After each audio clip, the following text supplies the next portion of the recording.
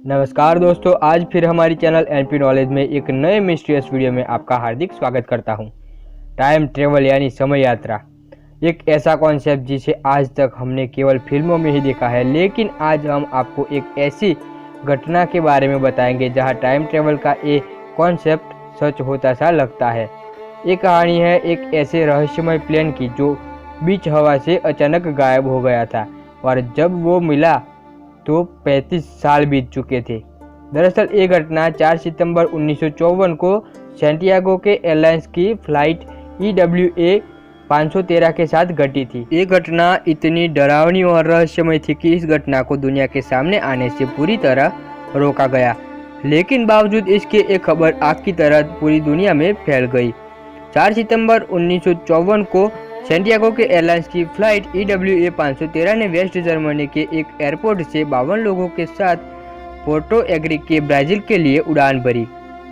शुरू में सब कुछ सही जा रहा था, लेकिन कुछ ही घंटों बाद फ्लाइट का कांटेक्ट कंट्रोल रूम से टूट गया।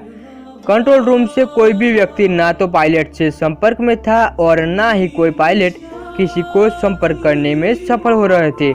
कंट्रोल स्टेशन फ्लाइट के पायलट से भी संपर्क करने की पूरी कोशिश की, लेकिन कुछ भी हाथ नहीं लगा। काफ़ी प्रयासों और सर्च ऑपरेशन के बाद यही सोचकर उम्मीद छोड़ दी कि इस फ्लाइट को शायद नीला आसमान निकल गया है। यात्रियों के परिजन और अन्य लोगों ने भी मान लिया कि अब उन्होंने इन यात्रियों और EWA 513 को हमेशा के लिए खो दिया है और वे कभी भी वापस नहीं आएंगे। इस घटना का सैंटियागो एयरलाइंस पर इतना बुरा असर पड़ा कि कुछ दिनों बाद सैंटियागो एयरलाइंस को हमेशा के लिए बंद कर दिया गया, लेकिन यात्रियों और फ्लाइट की खोज जारी रखी गई, लेकिन किसी को भी इससे जुड़ी कोई भी खबर नहीं मिली। लगभग 35 साल ऐसे ही बीत गए। अब तो लोग इस घटना को भूलने भी लगे थे, लेकिन 12 अक्टूबर 1979 के सुबह एक ऐसी घटना घटी कि जिसने सभी को चौंका दिया। इस दिन सुबह पोर्टो एलेग्री एयरपोर्ट के रडार में एक अननोन प्लेन दिखाई दिया जो तेजी से पोर्टो एलेग्री एयरपोर्ट के रनवे की तरफ बढ़ता जा रहा था। जब एयरपोर्ट के ट्रैफिक कंट्रोल रूम तक एक खबर पहुंची तो सभी ने अपना ध्यान इस प्लेन पर केंद्रित किया, लेकिन जैसे ही प्लेन नजदीक आया तो सब एकदम हैरान और परेशान हो गए, क्योंकि उन्होंने प्लेन पर सैंटियागो एयरलाइंस लिखा हुआ पड़ा था। लेकिन अब तो सैंटियागो एयरलाइंस को बंद हुए 35 साल बीत चुके थे, तो ये फ्लाइट बिना किसी चेतावनी के कैसे आ सकती थी और अब तक कहाँ थी? सभी लोग इस बारे में सोचकर घबरा रहे थे और थोड़ा डर भी रहे थे। कंट्रोल रूम के लोगों ने फ्लाइट के पायलट से संपर्क करने की कोशिश भी की, लेकिन उन्हें कोई जवाब नहीं मिला। ये घटना जितनी उत्सुकता पैदा करने वाली थी उतनी ही डरावने वाली थी। कंट्रोल रूम के लोगों ने इस बात का बिल्कुल ही एहसास नहीं किया था कि अभी ये घटना और भी डरावने वाला रूप लेने वाली है, जिससे उनके होश उड़ने वाले हैं। खैर, उस बीच प्लेन पोर्टो एलेग्री एयरपोर्ट पर लैंड हुआ। जब पायलट से संपर्क करने में जवाब नहीं आया तो वहां मौजूद लोगों ने प्लेन के अंदर जाने का फैसला किया। जैसे तैसे वहां के लोगों ने प्लेन का दरवाजा खोला, लेकिन वो अंदर जाने के नाम से डरे हुए थे। लेकिन मन में एक जिज्ञासा भी थी, आखिर प्लेन में अंदर चल क्या रहा है। हिम्मत करके जैसे लोग अंदर गए तो प्लेन का मंजर देखकर सभी हैरान हो गए। प्लेन में जितने भी यात्री थे सभी कंकाल में तब्दील हो चुके थे, लेकिन सभी कंकाल अभी भी उस हालत में थे जिस हालत में वो फ्लाइट 35 साल पहले अपनी उड़ान के कुछ ही घंटे बाद गायब हुई थी। यहाँ तक कि सभी कंकालों के सीट बेल्ट भी बंधी हुई थी। यहाँ लोगों के मन में काफी सवाल थे, जिनका जवाब लेने के लिए एयरपोर्ट अथॉरिटी के लोग कॉकपिट के दरवाजे की तरफ पायलट से मिलने गए, लेकिन जैसे ही उन्होंने दरवाजा खोला तो हक्के बक्के रह गए।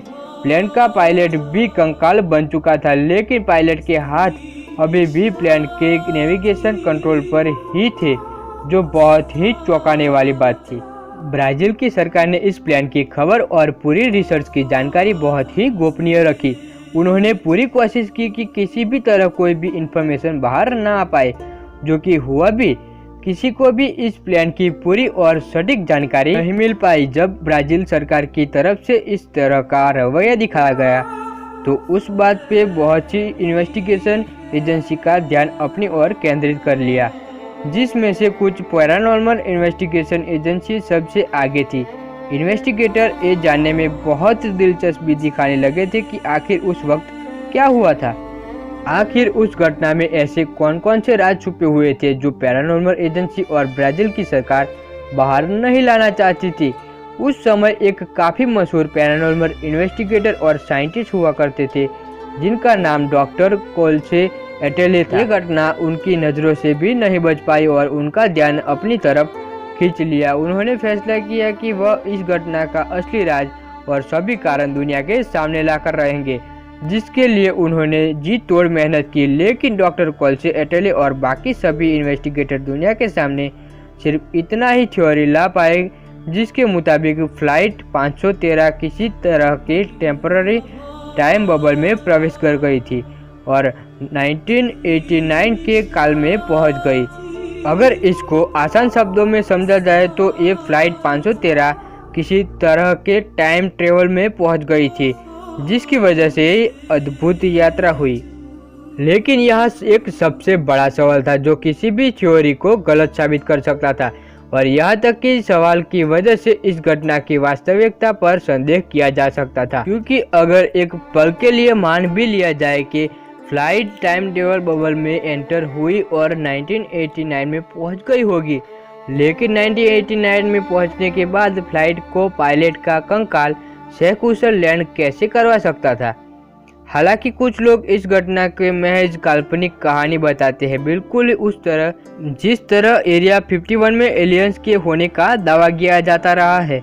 लेकिन कोई नहीं जानता कि उस पूरे घटनाक्रम के पीछे क्या राज छुपा हुआ है। आप अपनी राय कमेंट में जरूर बताइएगा।